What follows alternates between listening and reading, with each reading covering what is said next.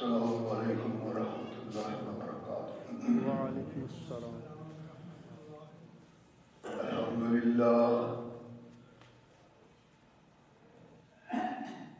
الحمد للہ نحمدہ ونستعینہ ونستغفرہ ونؤمن بہ ونتوکل علیہ ونعوذ باللہ من شرور انفسنا ومن سیئات اعمالنا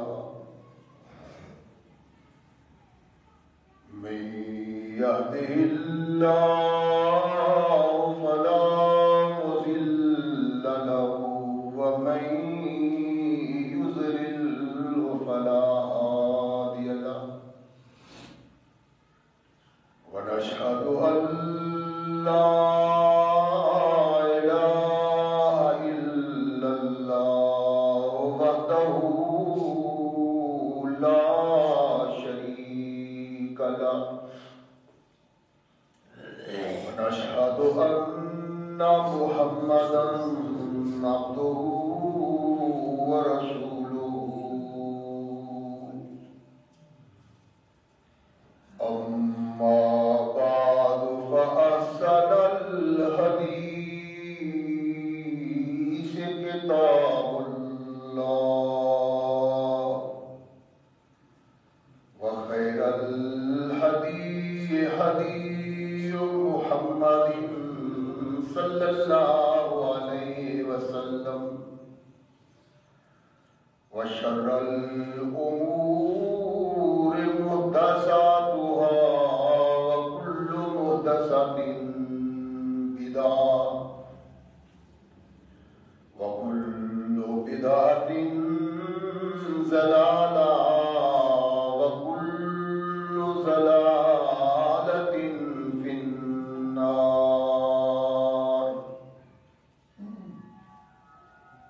أما بعد فأعوذ بالله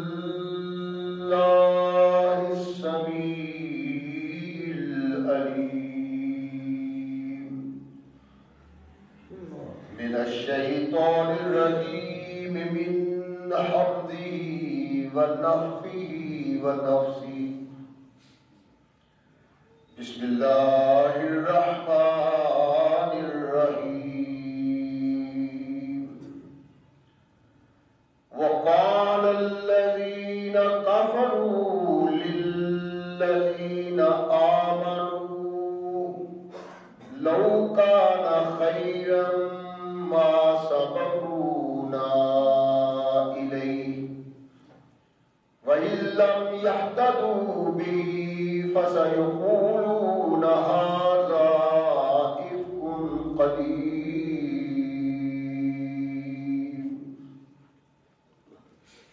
صدق اللہ مولانا العظیم وصدق رسولہ النبی الکریم۔ ہر قسم کی حمد و ثنا، تعریفات و توصیفات اس خالق و مالک کے لیے ہیں جس نے ساری کائنات کو تخلیق دیا اور اس کی حسن و آبادی کے لیے حضرت انسان کو تخلیق فرمایا۔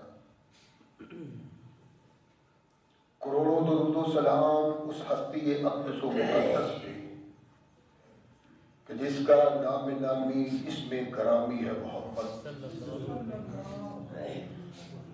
لاکھوں رحمتیں ان نفوس قدسیہ پہ کہ جنہوں نے سرور کائنات علیہ الصلوۃ والسلام سے اس ضابطہ حیات کو وصول کیا اور اس کو ہم تک پہنچانے کے لیے اپنا تن من دھن قربان کر دیا۔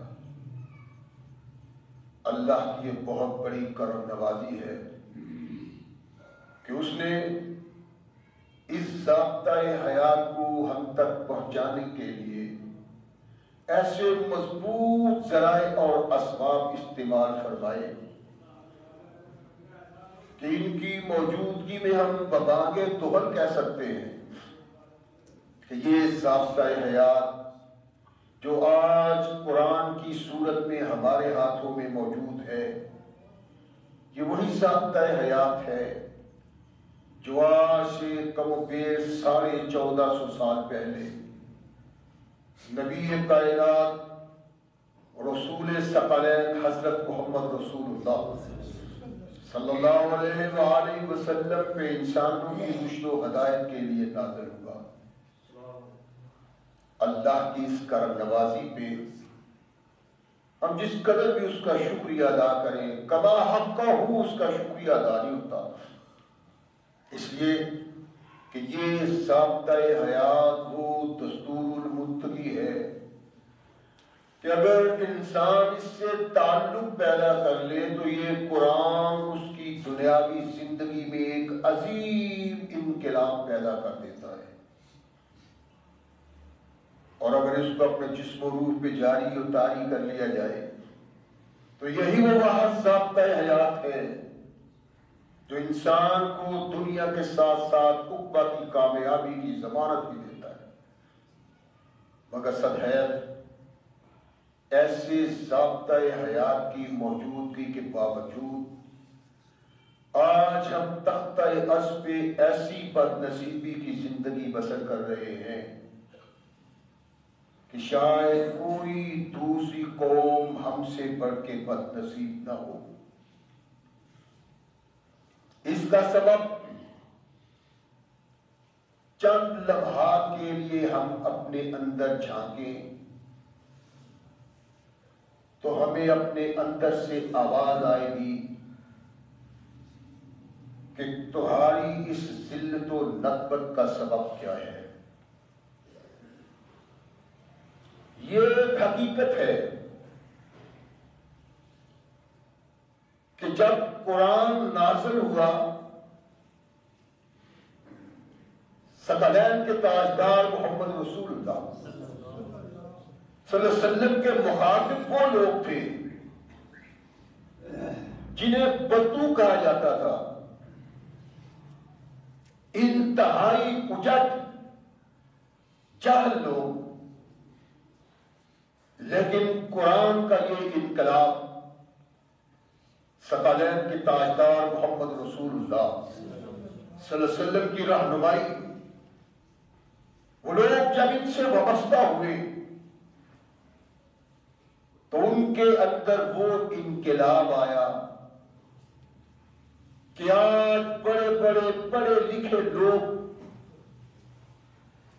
جب ان کی زندگی کو جانتے ہیں تو ان کو سلام کہنے پہ مجبور ہیں، وہ اپنے ہوں یا پرائے۔ یہ انقلاب کیسے آیا ان بدوؤں میں؟ سوچنے کی بات ہے۔ وہ لوگ اکھڑ قسم کے لوگ تھے، انانیت کے علم بردار، جو کچھ بھی تھے وہ سب کچھ اپنے آپ کو ہی سمجھتے تھے۔ لیکن قرآن نے اور محمد رسول اللہ صلی اللہ علیہ وسلم نے ایک کردار ادا کیا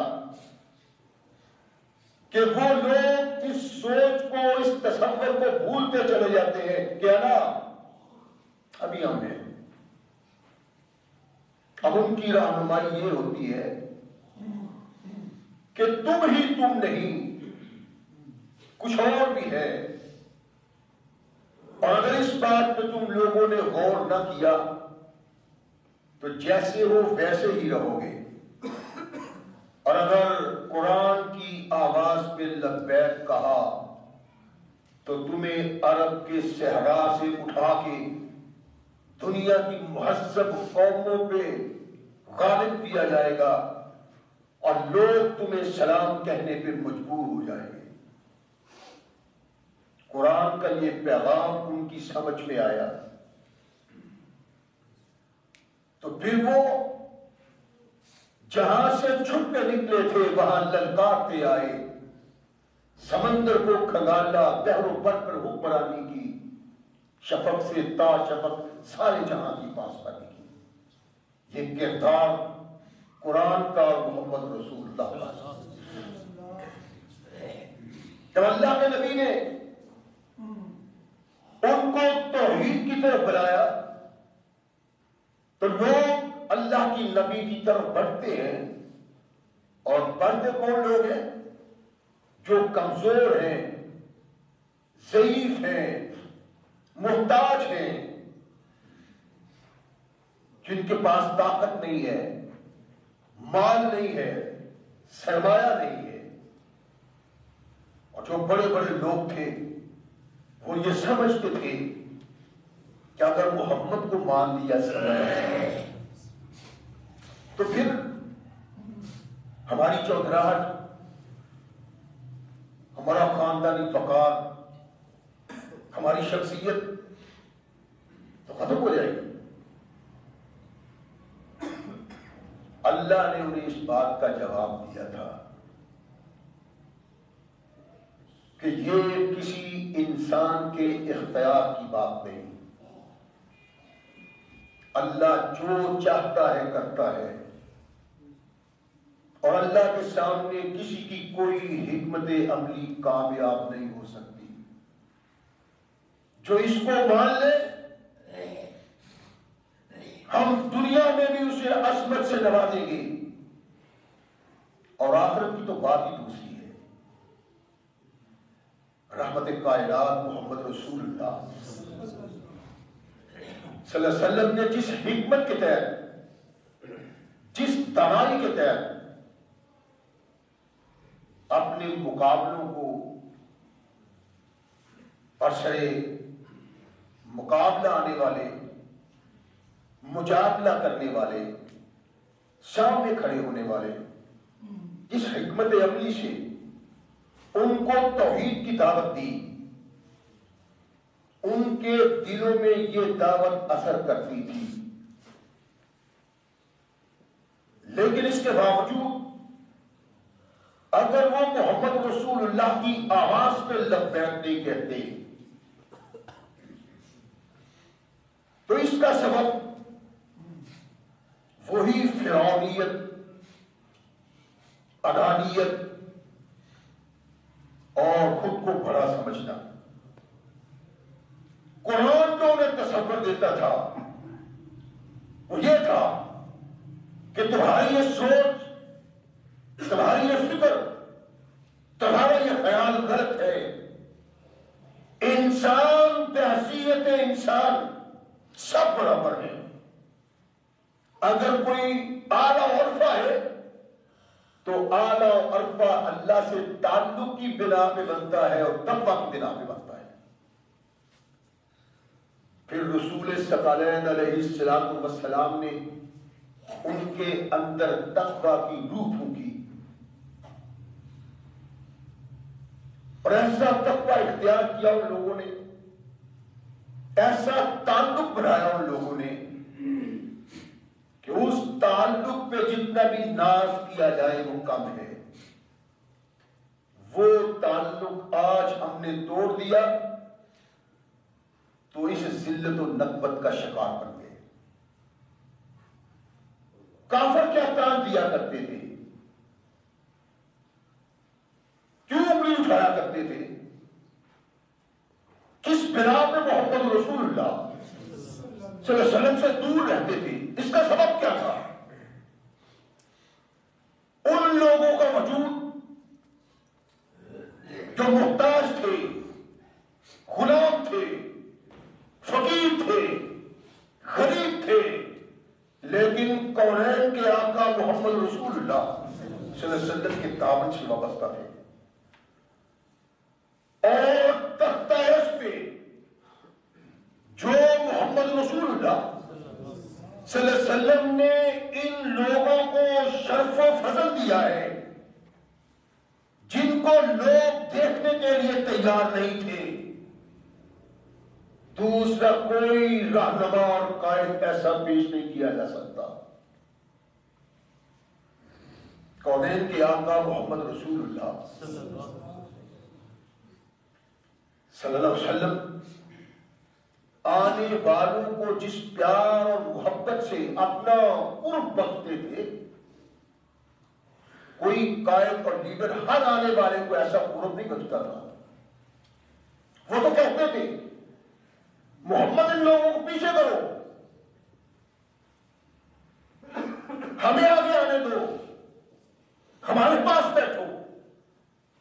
یہ مجلس اور محفل میں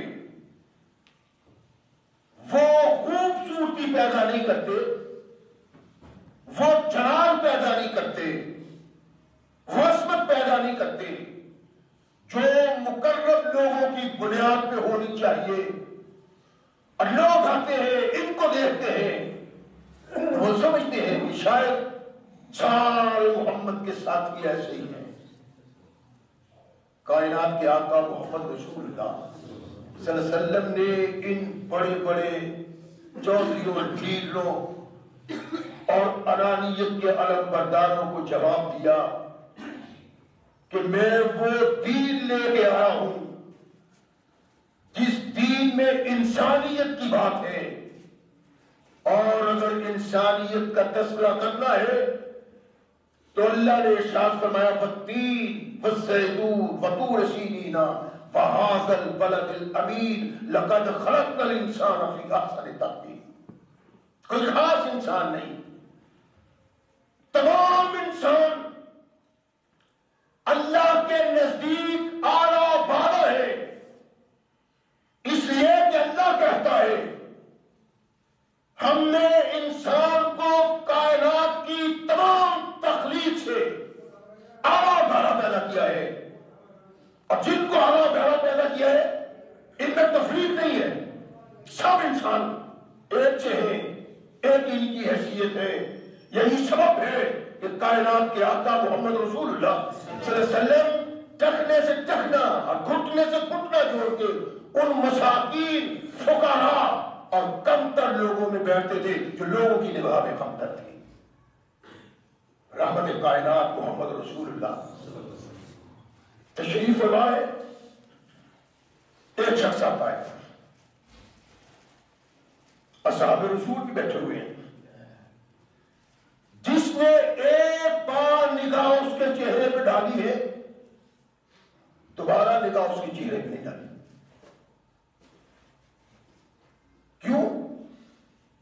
کہ ایسا غیر المنظر ہے کہ کوئی آدمی دوبارہ اس کے چہرے کی طرف دیکھنا پسند ہی نہیں کرتا۔ رحمت کونین محمد رسول اللہ صلی اللہ علیہ وسلم کے پاس آیا، عرض کرنے لگا محمد صلی اللہ علیہ وسلم، میں اللہ کی توحید اور آپ کی رسالت پہ ایمان لینے کو حاضر ہوں۔ نبی کائنات علیہ الصلوۃ والسلام نے اس کو اپنے پاس اٹھایا۔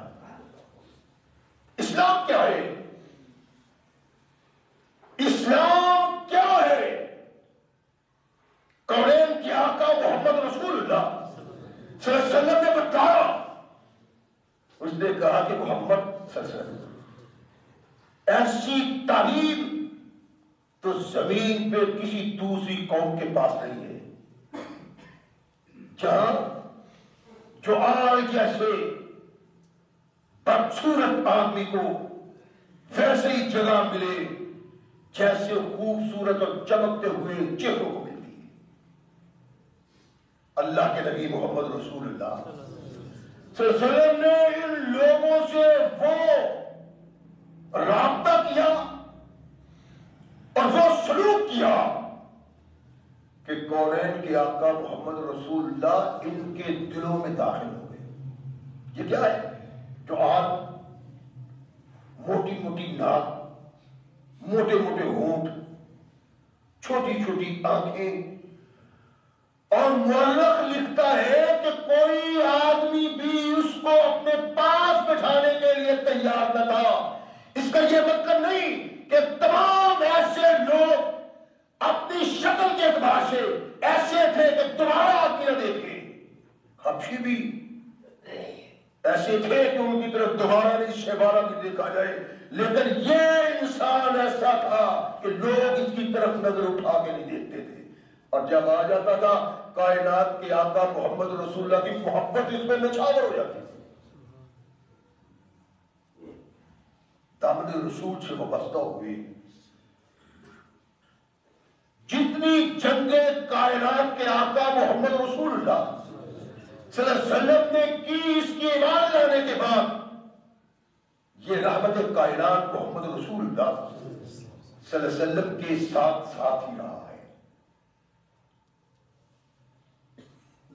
بنو قریظہ کی جنگ میں شریک ہے، لڑتا ہے، ایک تیر آ کے آنکھوں میں لگا، جو حال کیا حال ہے؟ کہا حال کیا ہے؟ ابھی تو صرف ایک ہی آنکھ اپنے اللہ کے لیے قربان کی ہے، سارا جسم موجود ہے۔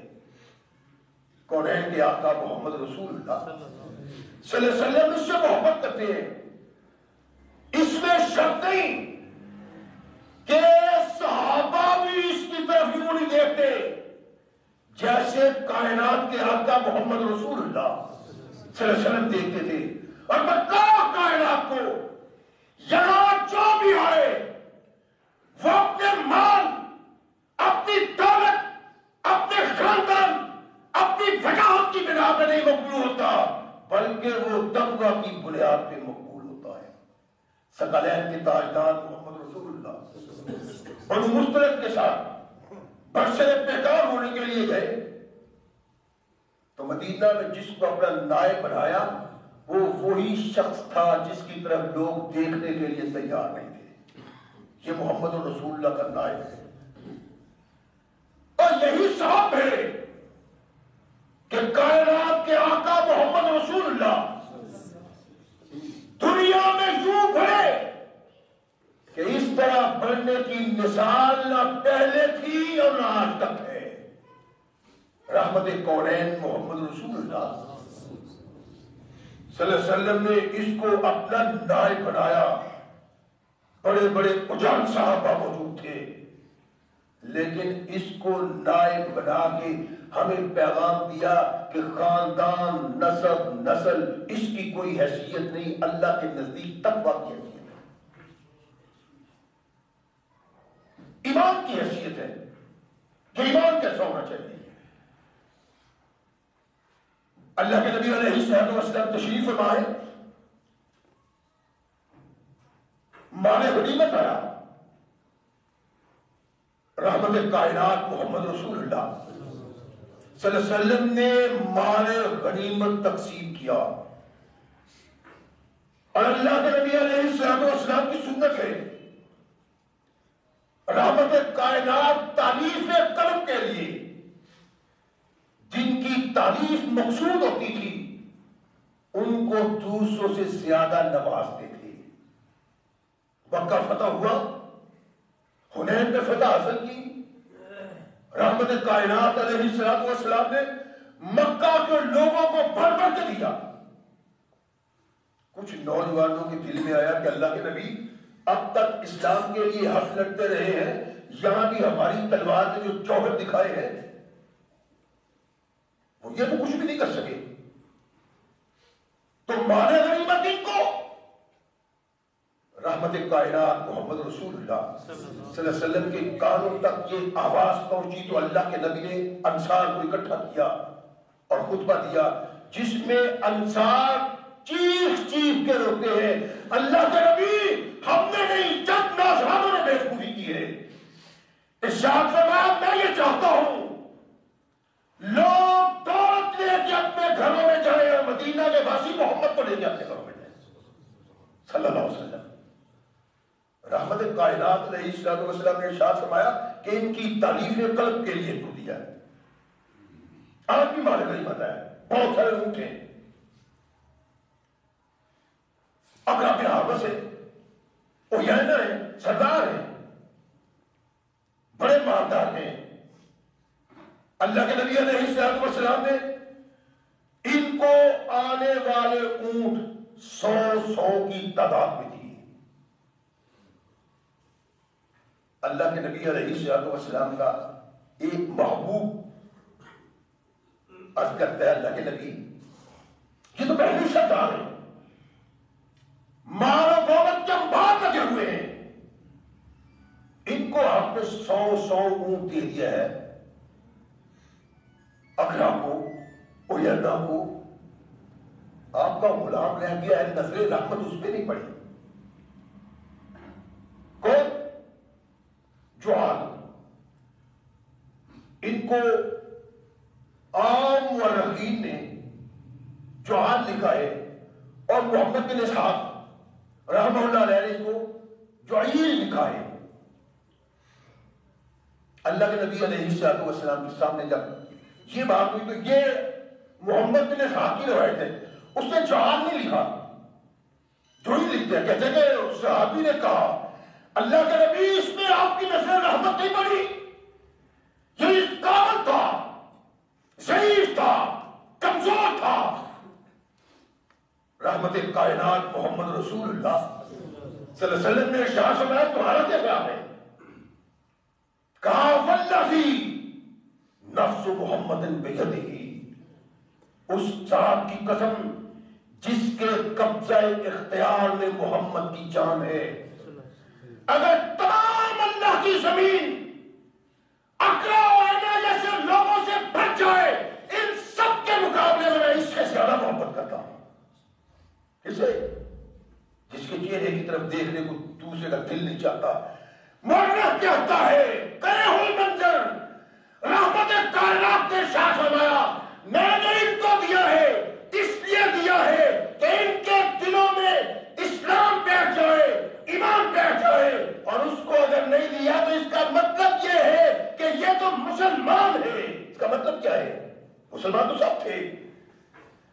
کہا اس کا اسلام ایسا ہے، اس کے دل میں ایمان ایسا ہے کہ ایسے مسلمان، ایسے ایماندار کو دنیا کی حاجت نہیں آخرت کی حاجت ہوتی ہے، اس لیے اس کے دل میں خیال پیدا نہیں ہو سکتا۔ رحمت کونین محمد رسول اللہ صلی اللہ علیہ وسلم کا یہ محبوب اللہ کے نبی نے زیر تربیت رہا ہے، سیکھا اللہ کے نبی سے، علم اللہ کے نبی سے حاصل کیا، اور یہ انسان وہی تھا جو انسان محمد رسول اللہ پیدا کرنے کے لیے آئے۔ ایک جنگ پہ روانہ ہوئی، مورخ نے جنگ کا نام لے لیا، وہاں یہ جوہر بھی تھے، میدان کارزار سجا، رحمت کائنات محمد رسول اللہ صلی اللہ علیہ وسلم کے پاس آیا، اللہ کے نبی اگر میں آپ کے سامنے اللہ کی توحید کے لیے اور محمد کے نظام کے لیے میدان میں لڑوں اور لڑتے ہوئے میں مقتول ہو جاؤں، کیا اللہ مجھے اپنی جنت میں داخل کر لے گے؟ ثقلین کے تاجدار محمد رسول اللہ صلی اللہ علیہ وسلم کا صحابی کہہ رہا ہے، جن کے متعلق اللہ نے کہا میرے محبوب جن لوگوں نے تیرے ہاتھ میں توحید و رسالت کی بیعت کی ہے، اگر مرتے دم تک مومن رہے تو جنت میں نے ان کے لیے وقف کر دی، کہ یہ جنت وقف ہے۔ آقا قتال کروں، جہاد کروں تو کیا اللہ مجھ کو اپنا محبوب قرار دیں گے؟ میں اس جنت میں چلا جاؤں گا جس جنت میں سرکار آپ جائیں گے۔ رحمت کائنات محمد رسول اللہ صلی اللہ علیہ وسلم نے ارشاد فرمایا جوہر تم جنت میں چلے جاؤ گے۔ الفاظ کیا بولتے ہیں؟ وہی جو سارے لوگ ان کو سمجھتے ہیں۔ کہا واقعی میرا تو رنگ سیاہ ہے، میرے تو بدن سے بدبو آتی ہے، میں تو کم تر خاندان سے تعلق رکھتا ہوں، اور جس کا چہرہ دیکھنے کے لیے کوئی تیار نہ ہو، جس کے پاس کھڑا ہو اس کو بدبو آتی ہو، چہرہ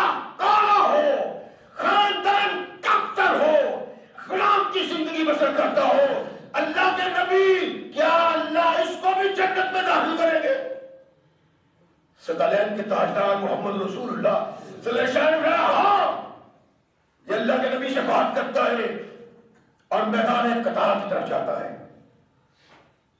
قطار کیا اسد الرابہ میں لکھا ہے کہ قطار کرتے کرتے اللہ کی راہ میں جہاد کرتے کرتے دشمن محمد کو پامال کرتے کرتے اس نے جام شہادت نوش کر لیا.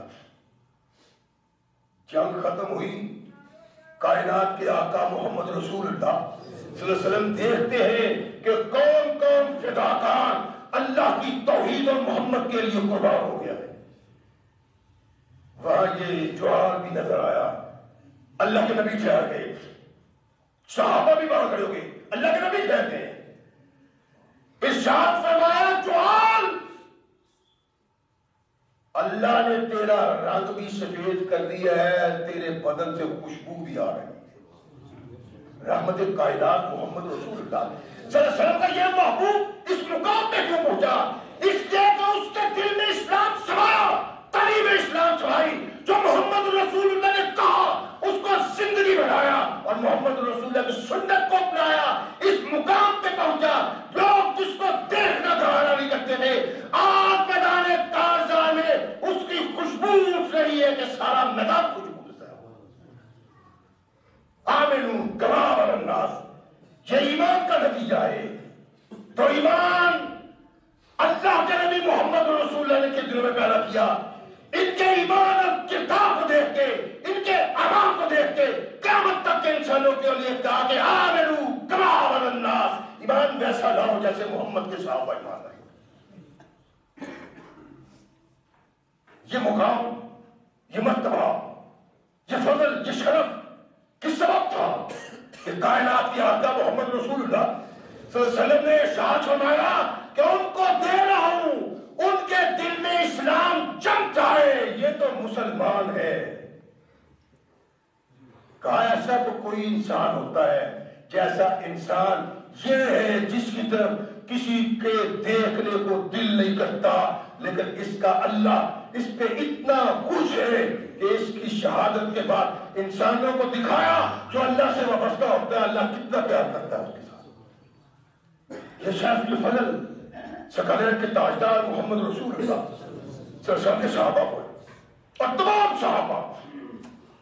میں عرض کرتا چلا رہا ہوں کہ کوئی بھی صحابی جس کا کوئی بڑا کردار نہیں, جس کا تاریخ میں نام نہیں, جس کا کوئی اتنا بڑا چوڑا کوئی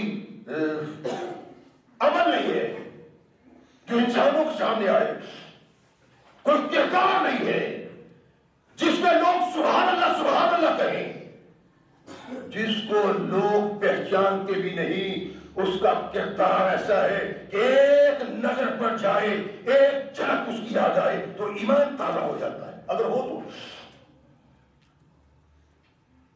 جو سامع نبی رحمت محمد رسول اللہ صلی اللہ علیہ وسلم کے غلام ہیں, خادم ہیں, مومن ہیں, اور جن لوگوں سے یہ کافر نفرت کرتے تھے نا کہ وقال الذین کفروا للذین آمنوا لو کان خیرا ما سبقونا الیہ, اور محمد جو لوگ تم پہ ایمان لائے ہیں ان کی کیا حیثیت ہے؟ اگر تمہارا دین, تمہارا لایا ہوا یہ قانون واقعی اللہ کا ہوتا تو ہم بڑھتے آگے, یہ لوگ نہ بڑھتے. لیکن اللہ کہتا ہے کہ یہ تمہارے نصیب میں نہیں, یہ ان کے نصیب میں ہے. جس کے نصیب میں ایمان ہوتا ہے اس کو ملتا ہے, جس کے نصیب میں ایمان نہ اس کو ملتا نہیں. جو سامع نبی رحمت محمد رسول اللہ صلی اللہ علیہ وسلم کا غلام ہے, ایمان لائے ہیں محمد رسول اللہ, اور ہر وقت کان رحمت کائنات علیہ السلام کی آواز کی طرف اٹھ رہے تھے کہ نبی کائنات کیا ارشاد فرماتے ہیں, ثقلین کے تاجدار محمد رسول اللہ صلی اللہ علیہ وسلم کا حکم کیا ہے, اللہ کے نبی نے کیا کہا, کیا فرمایا اللہ کے نبی نے. ہر وقت کان اٹھے رہتے ہیں اور اسی طرف دھیان رہتا ہے, اور اپنی زندگی میں ایسا کوئی عمل نہیں آیا جس عمل کے کرنے سے ان کو پریشانی ہو کہ شاید محمد رسول اللہ کے فرمان سے ہٹ گئے ہیں۔ یار ایمان یہ ہے جو ایمان ہم لیے بیٹھے نا کہ اللہ کے فرمان الحمدللہ مومن ہے جی، مسلمان ہے جی، یہ مسلمان ہے جنہیں دیکھ کے شرمائے یہود۔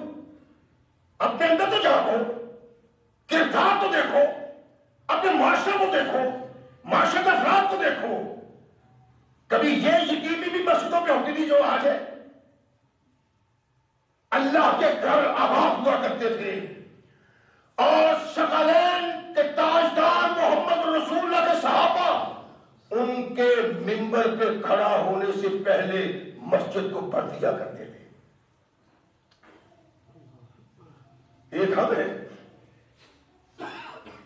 نہ رات مسلمانوں والی مومنوں جیسی، نہ دن، نہ سوچ مسلمانوں جیسی، نہ عمل، اور پھر بھی ہم مسلمان ہیں، پھر بھی جنت کے وارث ہیں۔ نہیں، سوچ کا بنے گا۔ رحمت کائنات محمد رسول اللہ صلی اللہ علیہ وسلم کا ارشاد پر ہے، ارشاد فرمایا ایھا الناس، اور لوگوں، اللہ نے سونا مومن پہ پہننا حرام قرار دے دیا ہے، صرف عورت کے لیے۔ جو یہاں سونا نہیں پہنے گا اس کو جنت میں سونے کے کنگن پہنائے جائیں گے، اور جو پہنے گا، رحمت کائنات محمد رسول اللہ صلی اللہ علیہ وسلم نے ارشاد فرمایا کہ جو پسند کرتا ہے کہ اپنے بھائی کے ہاتھ میں آگ کی انگوٹھی دے، تو فرمایا وہ اپنے بھائی کو سونے کی انگوٹھی پہنائے۔ تو یہ پسند کرتا ہے کہ جہنم کی آگ کی انگوٹھی اس کو پہنائی جائے، ارشاد فرمایا تو یہ پسند کرتا ہے کہ اپنے بھائی کے گلے میں جہنم کی آگ کا زیور ڈالا جائے۔ ہمارے پہنتے ہیں نا، مردوں کی بات کرتا ہوں، زنجیری پہنتے، کہا جو قیامت کے دن جہنم کی آگ کی زنجیری پسند کرتا ہے اپنے بھائی کے لیے، وہ سونے کی زنجیری اس کے گلے میں ڈالے۔ اور ارشاد فرمایا جو مسلمان یہ پسند کرتا ہے کہ اپنے بھائی کے ہاتھوں میں جہنم کی آگ کے کنگن پہنائے، وہ اس کو آگ کے کنگن پہنا لے، سونے کے کنگن پہنا لے۔ وہ فرمایا مقصد کیا ہے؟ اصحاب رسول کی زندگی اور مطالبہ کیا ہے؟ اللہ کا آمنوا کما آمن الناس۔ اگر ایسا نہیں تو پھر ہمیں سوچنا ہے، اس دنیا کو چھوڑ کے جانا ہے اور وہاں اپنی زندگی کا حساب دینا ہے۔ اللہ کے نبی نے ارشاد فرمایا، ان کے ذہن میں تھا، وقت گزر گیا، صدیق اکبر کا دور خلافت بھی، سیدنا فاروق اعظم کا دور خلافت، صحابہ کے کردار کو دیکھنا ہے۔ جسامہ کو فاروق اعظم نے کہا کہ جسامہ، میں تجھے پیغام پر بنا کے روم کے بادشاہ کے پاس بھیج رہا ہوں، کیسے کے پاس، جاؤ میرا پیغام لے کے۔ اور یہ بات تو ہم سیدھی سمجھنے والی نہیں ہے اتنی باریکی سے، کہ فاروق اعظم اس کو پسند کرتے تھے، اس کو منتخب کرتے تھے، کسی کی ڈیوٹی لگاتے تھے تو اس کی لگاتے تھے جس کو اس کا اہل سمجھتے تھے۔ ساری باتیں سوچنے والی ہیں جو ہم سوچتے نہیں۔ کیا ہم کسی اہل کو پسند کر کے اپنے آپ میں مسلط کرتے ہیں؟ کبھی عمران خان آ گیا، کبھی نواز شریف آ گیا، کبھی زرداری آ گیا، یعنی ایسے لوگوں کو منتخب کرتے ہیں جو ہمارا خون پیتے ہیں، خون پیتے ہیں، اور ہم منتخب بھی کرتے ہیں۔ مومن ہے نا. فاروق اعظم کی زندگی کا دستور تھا کہ وہ ہر کام کے لیے اس شخص کو منتخب کرتے تھے جو اس کا حال ہوتا تھا. یعنی ڈاکو، چور، لٹیرے اور لیے پھرتے ہیں عدالت پاکستان کی. یہ جانتے ہیں اچھا ہو گیا ان ڈاکوؤں پہ مقدمے چل رہے، کوئی پوچھنے والا نہیں، کوئی کہنے والا نہیں. کیا تمہارا عدل ہے؟ کیا تمہارا انصاف ہے؟ کیسے تم منصف ہو؟ تمہارے تو پلے ہی کچھ نہیں ہے. کیا پاکستان میں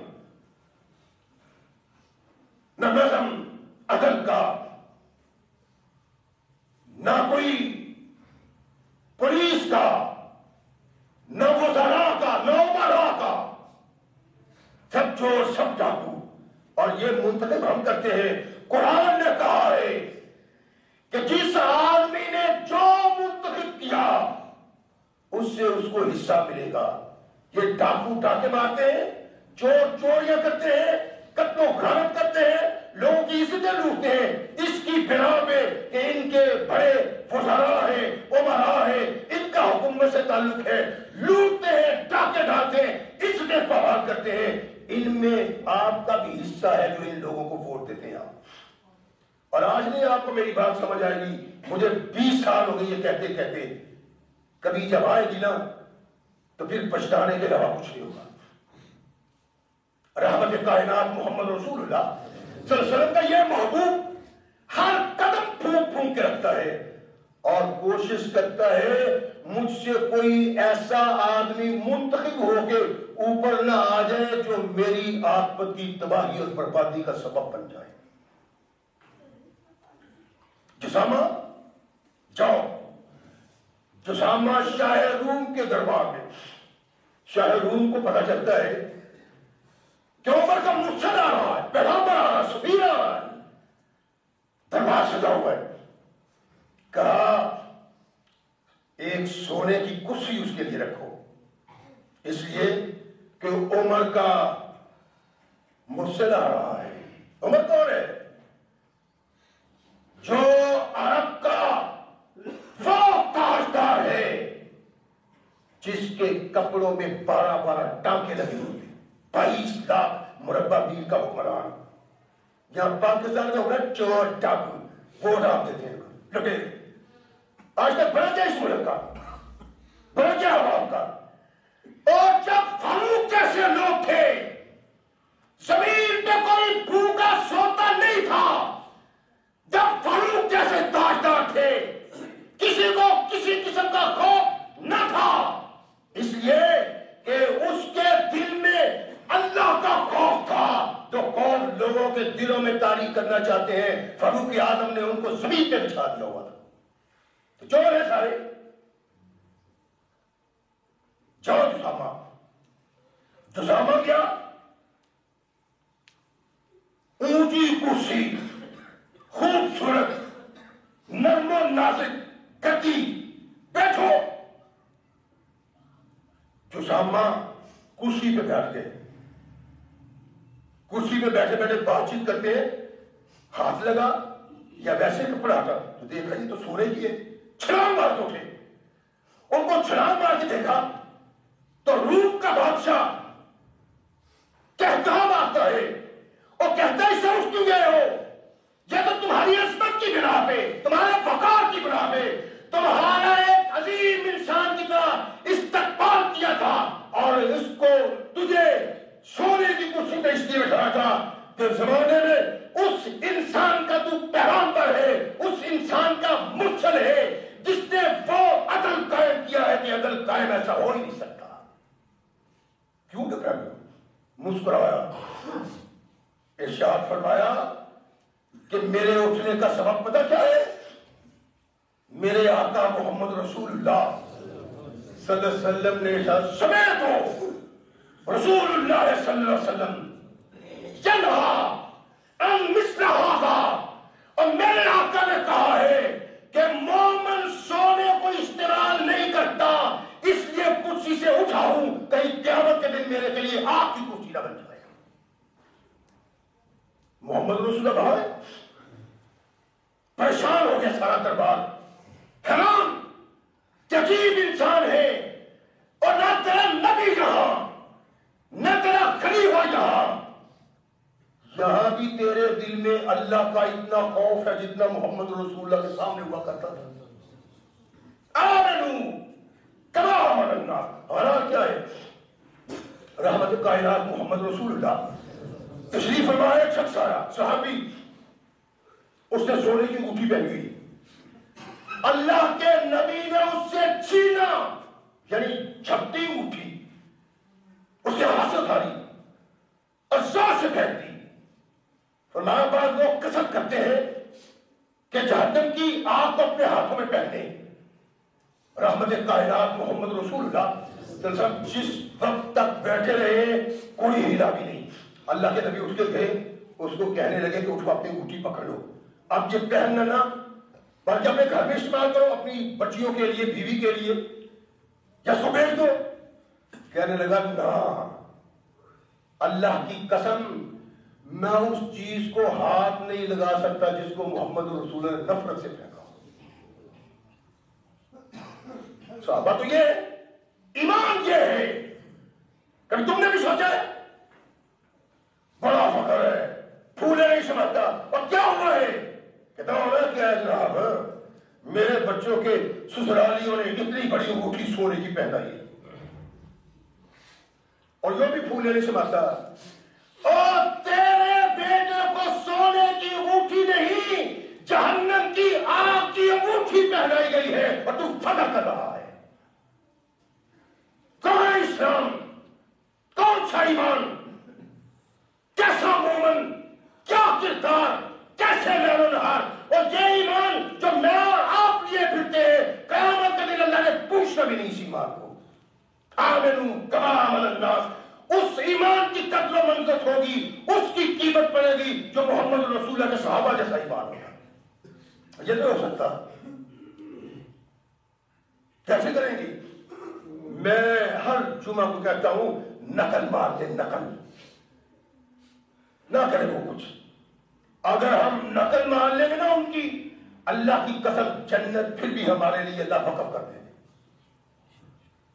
رحمت کائنات محمد رسول اللہ صلی اللہ علیہ وسلم کے کوئی بھی صحابی ایسا نہیں جس کو کہا جائے کہ یہ معصوم ہے۔ گناہوں سے سرزد ہو جاتے ہیں، غلطیوں سے سرزد ہو جاتے ہیں، لیکن گناہ کے بعد جو وہ کردار پیش کرتے تھے، اللہ کو وہ کردار محبوب ہے جو ہمارے پاس نہیں ہے۔ اللہ کے نبی علیہ السلام نے ارشاد فرمایا، میرے صحابہ مفلس کون ہے؟ یعنی غریب، تنگ دست۔ آج کریں گے اللہ کے نبی، سیدھی سیدھی بات ہے، جس کے پاس مال نہیں، دولت نہیں، خزانہ نہیں، درہم و دینار نہیں، وہ اشارت میں نہیں۔ میری امت کا مفلس وہ ہے جو نماز لے کے آئے گا محشر میں، زکوٰۃ لے کے آئے گا محشر میں، صیام لے کے آئے گا محشر میں، حج لے کے آئے گا محشر میں۔ ارشاد فرمایا کہ کچھ لوگ آئیں گے جو اس سے مطالبہ کریں گے، کسی کی زمین کا حق مارا ہوگا، کسی کے مال کا حق مارا ہوگا، کسی کی عزت کو پامال کیا ہوگا، کسی کو گالی کی ہوگی، چودھری کا لمبردار تھا، بڑا پنے کھانا تھا، سیدھا کروانے کے لیے تھانے لے گیا ہوگا۔ یہ نمازی، شب زندہ دار، صائم الدار، اللہ کے نبی نے ارشاد کیا کہ اللہ کے دربار میں آئے گا، لوگ آئیں گے اور کہیں گے اللہ کے نبی اس نے تو میرے ساتھ یہ زیادتی کی ہے، یہ زیادتی کی ہے، یہ زیادتی کی ہے۔ کائنات کے آقا ثقلین کے تاجدار محمد رسول اللہ صلی اللہ علیہ وسلم ارشاد فرماتے ہیں کہ اتنے مطالبہ کرنے والے لوگ آئیں گے کہ اس کی نیکیاں ختم ہو جائیں گی، اور آئیں گے مطالبہ کرنے والے۔ اللہ تو نیکی نہیں ہے، فرمایا اچھا اس کے گناہ اپنے سر پہ لے لو۔ جو عام طور پہ جن کو پالا پڑتا ہے ان چیزوں سے، ان کو یاد رکھنا چاہیے، یہ باتیں اپنے پیشے نگاہ رکھنی چاہیے۔ ہم ہر آدمی الا ماشاء اللہ لوٹ پہ پڑا ہوا ہے. کل ایک ساتھی بتا رہا تھا یہ جی بارش کے دن آئے نا تو جو تگڑے ذمہ دار ہیں وہ پٹ کے نیچے سے سوراخ کر دیتے ہیں کہ اس کی پیلی میں چلا جائے, میری پیلی بچ جائے. اس کا قیامت کو ساتھ دینا ہے. یہ محتاج غریب ضعیف ناتواں کی زمین پہ قبضے کرتا ہے, تو مکان بڑھاتا ہے, غریب کی جگہ پہ قبضہ کرتا ہے.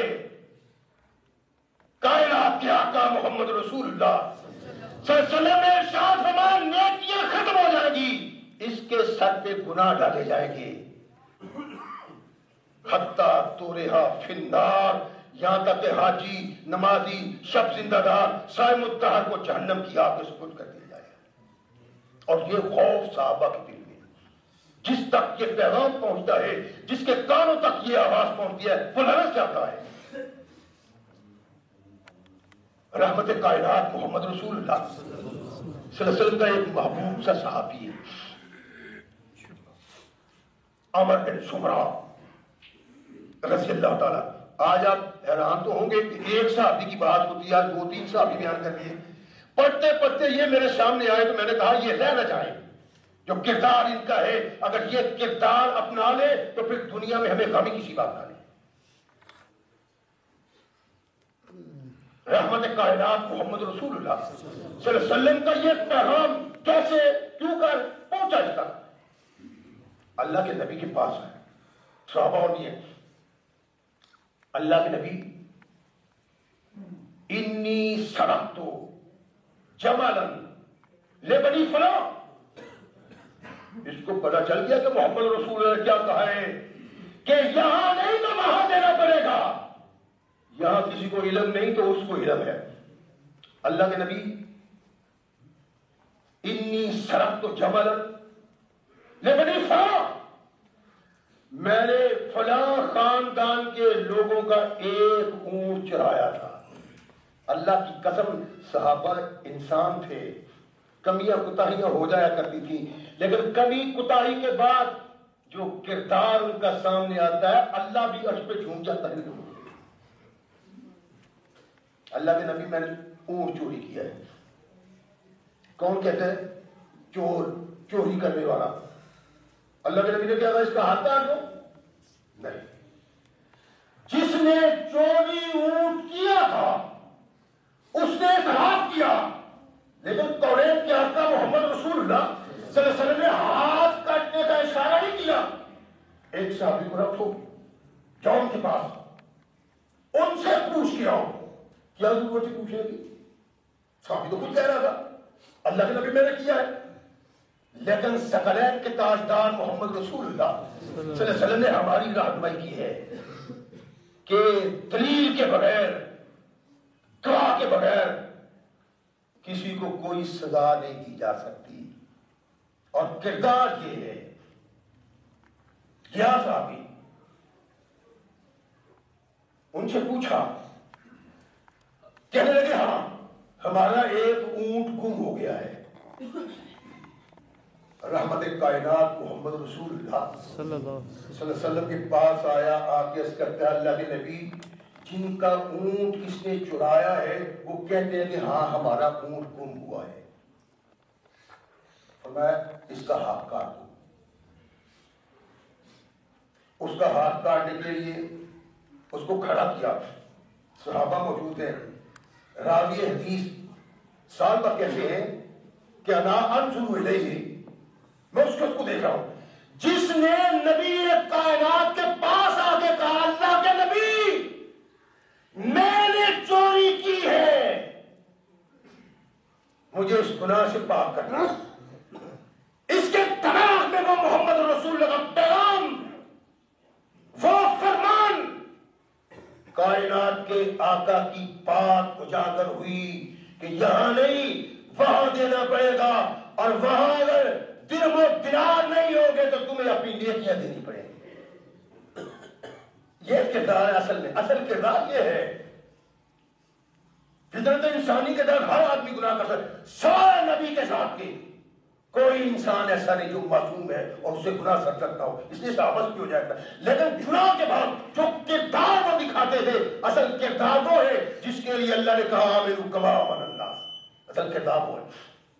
اللہ کے نبی نے ہاتھ کاٹنے کا حکم دیا تو صحابہ کہتے ہیں انا انظر الیہ، میں اس کی طرف دیکھ رہا ہوں، نہ چہرے کی رنگت بدلی ہے، نہ کوئی کانپا شانپا ہے، نہ کوئی پریشانی کا اظہار کیا، ہاتھ آگے بڑھا دیا، ہاتھ کاٹ دیا۔ کہتے ہیں اس کے ہونٹ ہلے تو پتہ نہیں یہ کیا کہنے لگا، کہتا کیا ہے الحمدللہ الذی طہرنی منک، اس ذات کا شکر ہے، تعریف اس ذات کی جس نے تجھ سے مجھے پاک کر دیا ہے۔ اپنے ہاتھ کی طرف دیکھتا ہے، کٹے ہوئے ہاتھ کی، ہاتھ زمین میں پڑا ہوا کٹا، اس کی طرف دیکھتا ہے، کہتا ہے اللہ کا شکر ہے، تعریف ہے اس ذات کی جس ذات نے مجھے تجھ سے پاک کر دیا تھا، تو نے جو چاہا تھا تو خیلی جسد النار کہ میرے سارے جسم کو آگ کے سپرد کر دے۔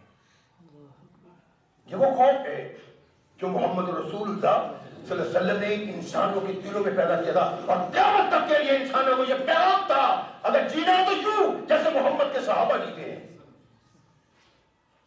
یہ پیغام ہے۔ پیغام کس طرح ہے آپ سب لیتے ہیں۔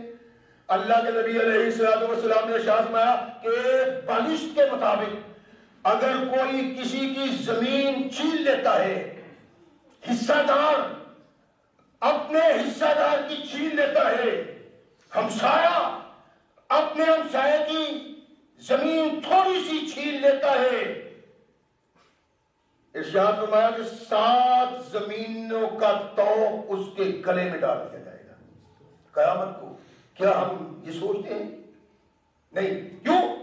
اس لیے کہ ہمارے دل میں وہ اسلام نہیں، ہمارے دل میں وہ تعلیم نہیں جو اللہ نے قرآن کی معرفت دی ہے، جو محمد رسول اللہ کے کردار سے دی ہے۔ اس کردار کو صحابہ نے اپنایا اور اللہ نے صحابہ پہ نظر ڈالی، پھر ارشاد فرمایا کہ آمنوا کما آمن الناس، ایسا ایمان پیدا کرو۔ تو کیا ایسا ایمان پیدا کرنے کے بغیر ہم اس جنت کے وارث بن جائیں گے؟ نہیں نہیں نہیں، یہ ایمان پیدا کرنا پڑے گا۔ اس لیے اس ایمان کو پیدا کرنے کے لیے ہمیں صحابہ رسول کی زندگی دیکھنا پڑے گی۔ کچھ ساتھیوں کہہ دیا آپ جی چلو اس کو بات شروع کر دیں، قیامت کی نشانیوں کے متعلق کچھ بتائیں، تو میرے نوجوان بیٹے وہ کہتے نہیں یہی رہنے دیں، کوئی ہمارے مستقبل کا کچھ بننے دیں۔ کیا سب سوچتے ہیں کہ محمد رسول اللہ کے صحابہ کے کردار کو دیکھا جائے اور اپنے مستقبل کو سنوارا جائے، اپنے مستقبل کو بنایا جائے؟ یہ بات لکھی پڑی اور حقیقت کہ ایمان وہ جو محمد رسول اللہ کے صحابہ نے قبول کیا تھا اور جس کا اظہار کیا تھا، اگر ہم ویسا ایمان اپنا لیں گے تو اللہ کہتا ہے جنت تمہارے لیے بھی وقف کر دوں گا۔ اللہ ہمیں صحیح مسلمان بننے کی توفیق عطا فرمائے۔ وآخر دعوانا الحمدللہ۔